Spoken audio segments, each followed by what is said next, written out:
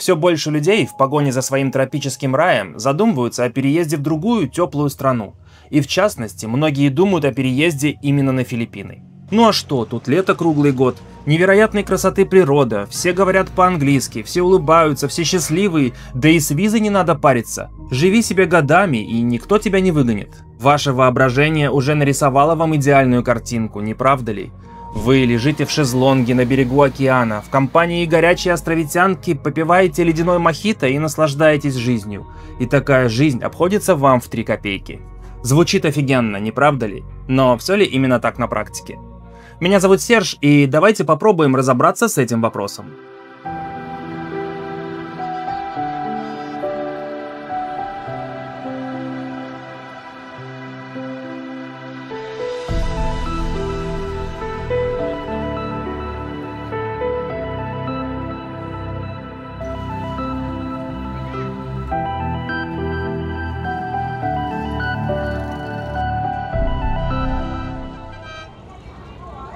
Я пока хотел поставить тему Филиппин на паузу и больше сосредоточиться на видосах о жизни в Камбодже, но что-то тема Филиппин не покидает мою голову, поэтому в этом видео я решил взглянуть на те факторы, из-за которых многие спустя время уезжают из Филиппин, и как собственно изменились Филиппины за последние годы. Ну а прежде подпишись на канал и жмякни колокольчик, чтобы не пропустить новые выпуски.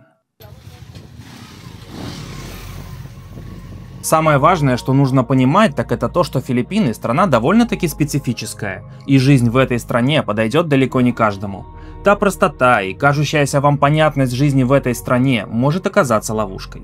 Давайте попробуем подробнее взглянуть, почему для некоторых Филиппины перестают быть раем, несмотря на море, солнце, вечное лето, дешевые манго и повсеместные улыбки местных жителей. Have a good day. I'm Pink. Если обобщать, то основная причина, почему многие экспаты уезжают спустя какое-то время, это несовпадение ожиданий и реальности. И это характерно для любых стран. Вы насмотрелись восторженные красочные обзоры в интернете, нарисовали себе в голове идеальную картинку, нацепили на лицо розовые очки и поехали навстречу собственным ожиданиям. А по факту ваши ожидания оказались далеки от реальности. Но если говорить в контексте Филиппин, то я могу выделить следующие причины, по которым многие уезжают спустя какое-то время. Первая причина – это то, что стоимость жизни на Филиппинах может отличаться от ожидаемой вами. Так или иначе, я уже пожил в 4 азиатских странах, и могу сказать, что, наверное, сейчас Филиппины являются одной из самых дорогих для жизни стран в регионе, при этом, наверное, с одним из худших соотношений цены и качества. Да, тут можно выжить от 300 баксов в месяц, местные и за меньшие деньги живут. Но многие экспаты, переехав сюда, с огорчением для себя обнаруживают, что для того, чтобы жить в хорошем месте, рядом с красивым пляжем, и при этом поддерживать привычный им уровень жизни, уровень комфорта, уровень питания, нужно от $2000 в месяц. При этом жить так, как живут местные, это далеко не для каждого. Вторая причина, почему многие экспаты уезжают из Филиппин спустя какое-то время, это то, что они никак не могут привыкнуть к филиппинской кухне. По сравнению с соседними азиатскими странами, такими как Таиланд или Вьетнам, Малайзия или Индонезия, филиппинская кухня многим экспатам, да и мне в том числе, кажется простой, неполезной и, если честно, не очень вкусной. Филиппинцы все привыкли есть с рисом, и вся их национальная кухня построена по принципу того, что все свои блюда они будут кушать с рисом. На завтрак, обед и ужин. Тут все очень сладкое, очень соленое, очень много масла, соевого соуса и уксуса. Зачастую иностранцы не готовы питаться так, как это делают местные. А многие привычные нам продукты, такие как сыры, сметана, колбаса, ветчина, пельмени и многое другое, тут считаются деликатесами и стоят приличных денег. Да и чаще всего такие продукты продаются в специализированных магазинах с импортными товарами. Как альтернатива, многие экспаты готовят сами. Ну а любители вкусно покушать через какое-то время предпочитают уезжать в соседние азиатские страны. Проблемы с инфраструктурой и низкое качество сервиса может явиться еще одной причиной, по которой многие экспаты предпочтут Филиппинам соседние азиатские страны. Удаленщики могут столкнуться с частыми отключениями света и проблемами с интернетом. Особенно это актуально для провинций и небольших островов. Для провинций и небольших островов также характерны проблемы с общественным транспортом, онлайн-сервисом, сервисами доставки, сервисами ремонта и так далее. А жить на Филиппинах в крупных мегаполисах, где более-менее все нормально с инфраструктурой и сервисом, ну, мало кто захочет. Люди, зависимые от медицинского обслуживания, с досады для себя обнаруживают, что качество медицины в стране оставляет желать лучшего. А цены на медицинское обслуживание, просто космические. Для примера можете глянуть мой ролик о том, как я попал в больницу на Филиппинах и сколько это удовольствие мне стоило. Семьи с детьми часто уезжают в соседний Таиланд или Вьетнам, где есть русскоязычные школы, когда понимают, что школьное образование на Филиппинах оставляет желать лучшего, особенно за пределами больших городов. Самая важная проблема, которую нужно решить, переезжая в другую страну, это стабильный доход. Чем вы будете заниматься? Хорошо, если вы удаленщик или имеете пассивный доход. Но что делать, если вы не программист, не дизайнер и бабушка не оставила вам наследство? Многие надеются найти работу или заняться своим делом, что в чужой стране сделать на порядок сложнее. Особенно на Филиппинах, где официальную работу удается найти лишь единицам, а среди всех тех, кто пробовал открыть свое дело, по моим наблюдениям удалось выплыть и стабильно плыть лишь 10%. Поэтому многие решают либо попробовать себя в соседних Таиланде или Вьетнаме, где объективно больше возможностей для развития, а кто-то, по тем или иным причинам оставшись без сбережений, вынужден вернуться домой. Уже, наверное, ни для кого не секрет, что среди мужчин в последнее время набирает популярность тренд на филиппинскую жену или подругу. Филиппинские девушки нежные и милые, заботливые и любящие. И чувства, многие из них действительно готовы ставить в приоритет этим, так скажем, современным западным веяниям. Множество тех мужчин, кто, приехав сюда, уже нашел свое счастье, вдохновляет других романтиков на отчаянное путешествие ради любви на другой конец света. Какие-то истории действительно прекрасны и приводят к хэппи-энду, а какие-то нет. Для примера хочу зачитать один комментарий от своего подписчика, чтобы вы имели представление, а какие еще бывают истории. Алексей пишет: «Я насмотрелся известных блогеров, одел розовые очки, познакомился с филиппинкой на сайте знакомств и полетел к ней. В итоге я практически не увидел Филиппин, лишился значительной суммы денег и побывал в полицейском участке. У меня были грандиозные планы. Филиппинка встретила меня в аэропорту. Жил я у нее в двухэтажном доме в Марилау, это метро Манила. Ее родители живут в Валенсуэле, это недалеко. У ее родителей живут 4 детей от 8 до 14 лет, которые называют ее мамой, хотя она утверждает, что это ее братья и сестры. Самой 39 лет, родителям за 70. Сразу же начала проматывать мои деньги по 5-10 тысяч песо в день и требовала, чтобы я отдал ей все свои деньги, иначе она обидится. Устраивала какие-то просто неадекватные сцены ревности. Типа, почему мне продавщица в магазине улыбнулась, ты что, хочешь ее трахнуть? Через несколько дней я обнаружил, что у меня нет половины долларов. Она говорит, не знает, куда делись. При этом в доме нас было только 2. Потом она сломала мою сим-карту, типа, чтоб мне никакие другие филиппинки не звонили. В один момент я решил уйти от нее, собрал свои вещи и пошел по улице. Она бежала за мной и кричала «Полис! Полис!». Недалеко я ушел. В полиции сказала, что я ее избил. Я в полиции все рассказал как есть.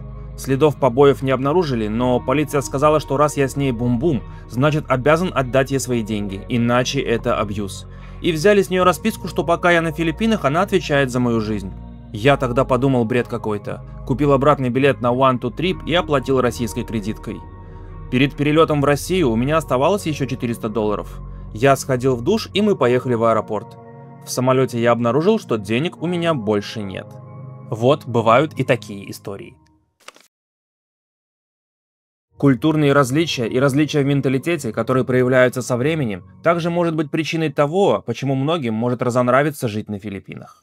Сначала все кажется таким дружелюбным и ярким, но потом начинаешь замечать, что да не всегда значит да. Что конфликты никто не решает с глазу на глаз, предпочитая распускать сплетни за спиной. А улыбка зачастую сопровождается прикручиванием двойного ценника на морковку на рынке или на поездку в такси только лишь потому, что ты чужак. Что правоохранительная система и законы работают по принципу «местный всегда прав».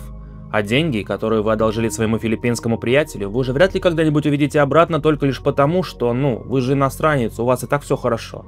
Многие экспаты не готовы мириться с таким отношением и поэтому через какое-то время решают уехать.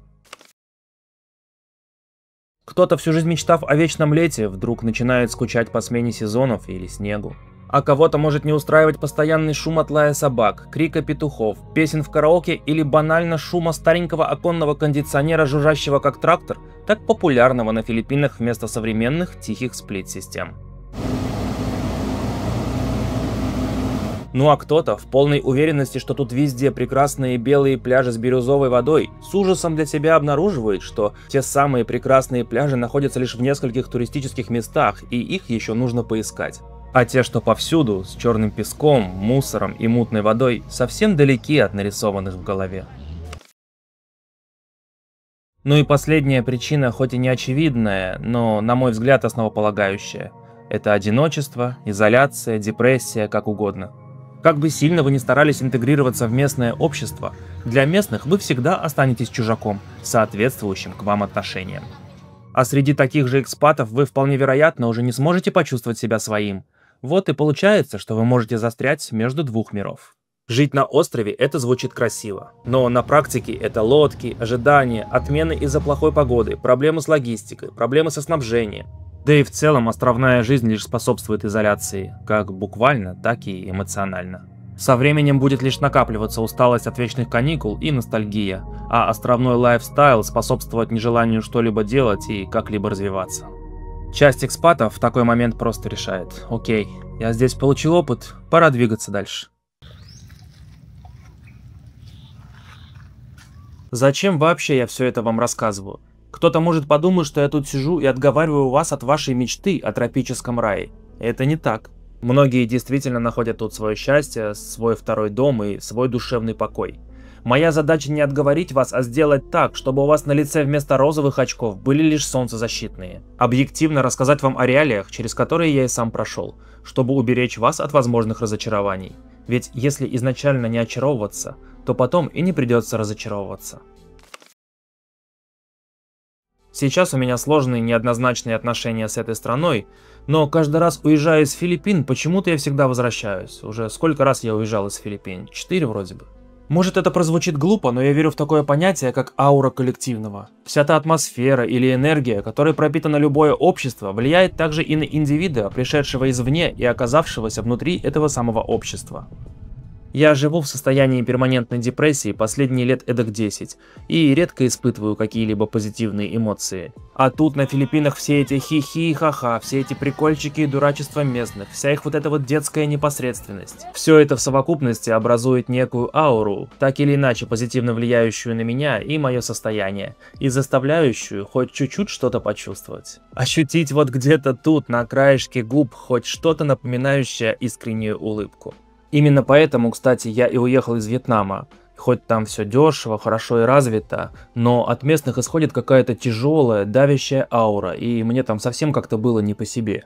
И забегая наперед скажу, что от Камбоджи я остался в восторге в том числе и потому, что почувствовал эту вот ту самую ауру, позитивно влияющую на мое эмоциональное состояние, точно так же, как и на Филиппинах. Впервые я приехал на Филиппины в 2019 году в огромных таких розовых очках, весь такой счастливый, бодрый, активный и жизнерадостный, полный новых впечатлений и надежд сменить хомячье колесо и депрессию на яркую жизнь с чистого листа. Но с тех пор много что поменялось как на Филиппинах, так и в плане моего отношения к этой стране и ее жителям. Кура гриль Chooks to Go тогда стоила, по-моему, 180 песо, а сейчас, если не ошибаюсь, то 290. Стоимость жизни в стране с тех пор выросла, если уж не в 2 раза, то в 1,5 так точно. При этом качество и уровень сервиса остались неизменными.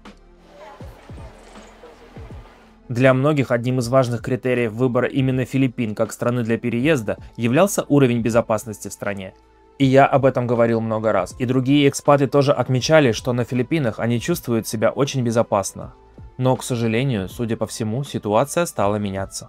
Неожиданной для многих стала новость о том, что финансовая компания Hello Safe на основании глобальных опросов признала Филиппины самой опасной для путешественников страной в мире, а Колумбия и Мексика оказались на 2-м и 3-м месте. Лично я думаю, что все-таки с такими громкими утверждениями они погорячились, но при этом трудно не заметить все эти новостные ленты с насильственными преступлениями против иностранцев, явно набирающими силу в последние несколько лет. Большое количество людей, особенно в крупных городах, которым тропическое солнце выжгло кукушку, и большое количество нелицензированного огнестрельного оружия, достать которое не представляется проблемой, явно не лучшее сочетание. Да и сами филиппинцы отмечают, что при новом президенте уже не ощущают себя так же безопасно из-за повылазивших из своих нор нарколык, куда их загнал предыдущий президент. Филиппины также подхватили общемировой тренд на закручивание гаек и движение в сторону Северной Кореи. Неужели яблоко от яблони и вправду падает недалеко?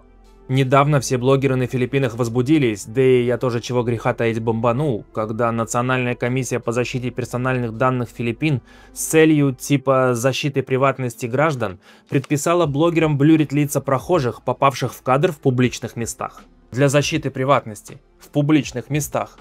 Как вообще филиппинская логика умудрилась связать эти антонимы в одном предложении? О какой приватности в публичных-то местах может идти речь? Как теперь будут выглядеть все тревел-влоги из Филиппин? Вот так?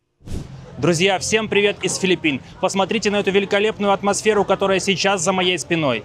Местные люди своими лучезарными добрыми улыбками способны осветить любую, даже самую мрачную ночь.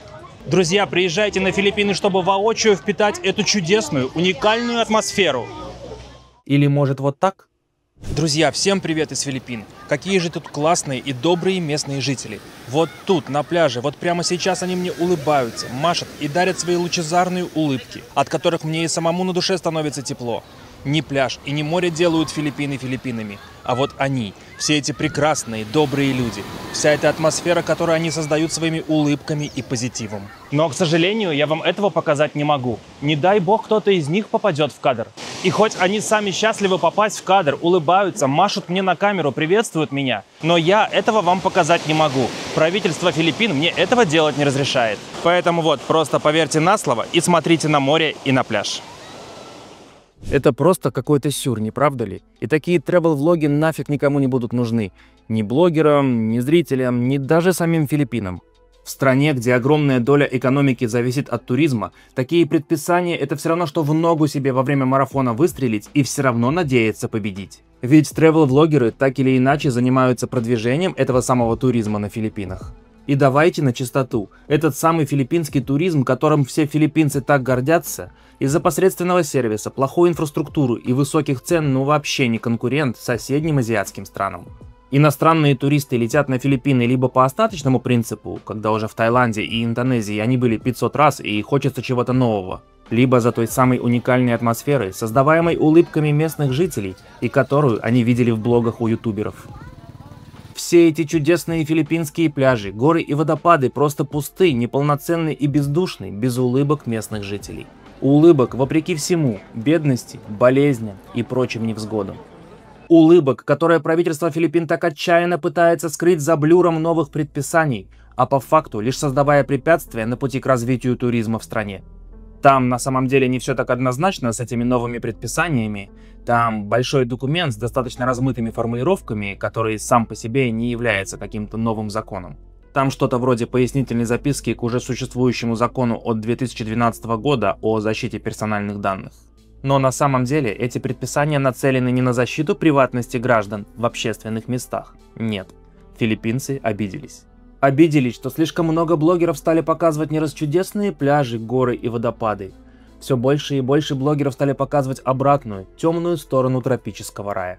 Блогеры стали лазить по трущобам и показывать всю эту бедность, всех этих детишек-попрошаек, всех этих юных девчонок в коротких юбчонках, гуляющих за ручку с американскими стариками.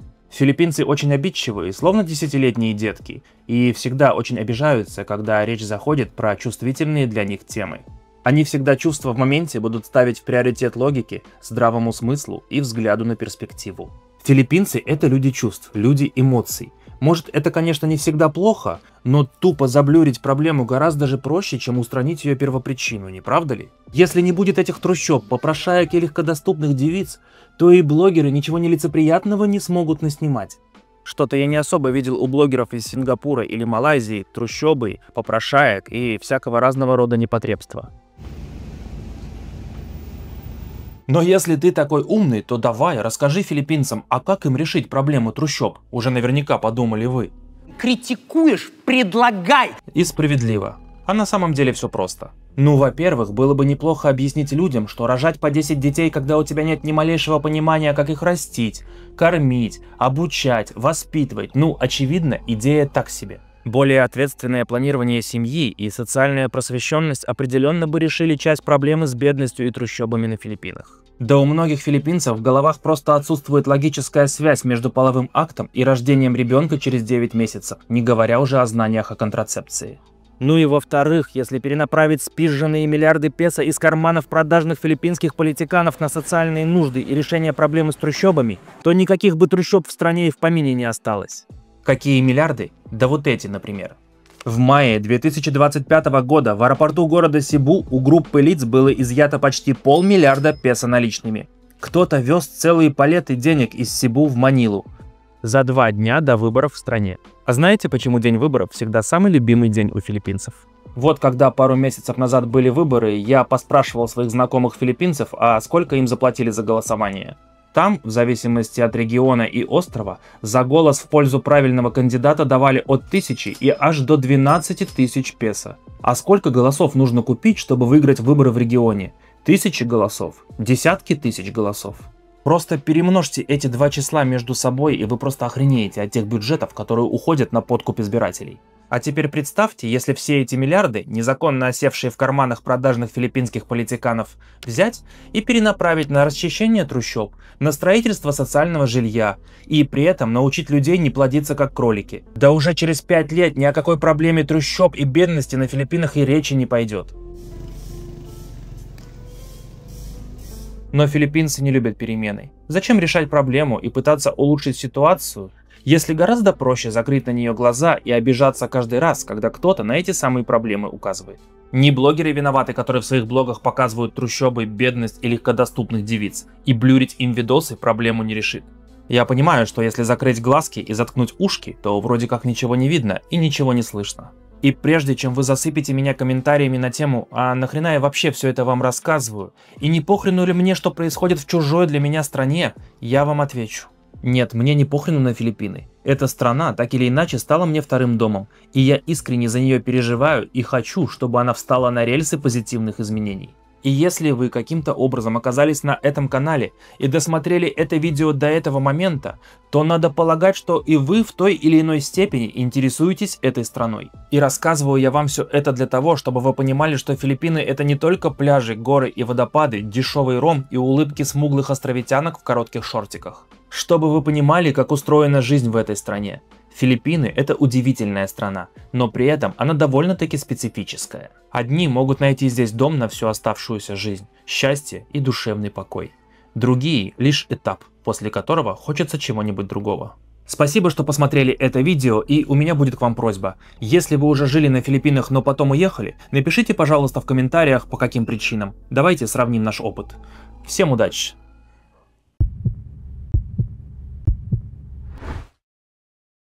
А среди всех тех, кто пытался открыть свое дело, по моим наблюдениям, выплыли из моих...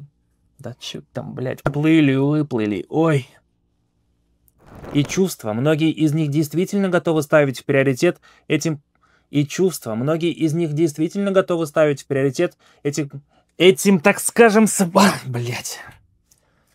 Множество тех мужчин, кто, приехав сюда, уже нашел свое счастье, вдохновляет отчаянных романтиков на отчаянных, блядь. Как вообще филиппинская логика умудрилась связать эти антонимы в одном предложении? О какой приватности в публичных с целью защиты типа персональных данных граждан предписала блогерам блюрить... Кого блюрить? Куда блюрить? С целью типа защиты приватности граждан предписала блогерам блюрить.